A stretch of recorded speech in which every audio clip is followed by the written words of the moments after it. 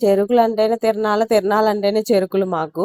ఇవి ఎక్కడి నుంచి వస్తాయో గానీ, ముందు తిరణాలకు ముందు కనపడవు. తిరణాల రోజు మాత్రం ట్రాక్టర్లు దిగుతాయి. అసలు ఎక్కడ పట్టినా చెరుకులే.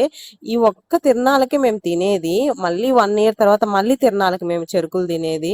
1 ఇయర్‌కి ఒకసారి అన్నమాట మేము చెరుకులు తినేది. ఒక కట్ట తెచ్చి ఇంట్లో పడేస్తే ఒక 10 రోజులు నాన్ స్టాప్‌గా తింటాము. తినేటప్పుడు బానే ఉంటది. తిన్నాకనే నోరంతా మంట పుట్టి అన్నం కూడా తినలేము. ఈ ఒక్క నెల దర్శి చుట్టుపక్కల ఊర్లలో కూడా తిరణాలు జరుగుతాయి.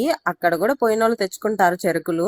ఇప్పుడు పిల్లోళ్ళకి చెరుకులు తినడం అస్సలు రావట్లేదు. వాడు ఒలిసిమని ఎంతసేపు నుంచి అడుగుతున్నాడు. సరేలే ఒలిచిస్తా అని నేను కూర్చొని ఒలుస్తా ఉన్నా. తీయగా ఉందని నేను తింటున్నాను. నువ్వు తిన్నది చాలా ముందు నాకు ఒలిసి అని అంటున్నాడు వాడు. నా చిన్నప్పుడు చెరుకులు నేను తెగ తినేదాన్ని. ఈ చెరుకులు కాదు, అవి వేరేలా ఉంటాయి చెరుకులు. అవి మాకు నెల్లూరు సైడ్ తెగ పండుతాయి. చెరుకు తోటలోకి వెళ్ళి మరి తెచ్చుకునే వాళ్ళమే. ఆ చెరుకు వచ్చి ఆకు ఉంటది కదా, అది బర్రెలు బాగా తింటాయి. ఆ బర్రెల కోసం ఆ ఆకు కోసం వెళ్ళి ఆ చెరుకులు తెచ్చుకునే వాళ్ళమే. సరేలే, మీరు లైక్ ఇవ్వండి. బాయ్ మరి.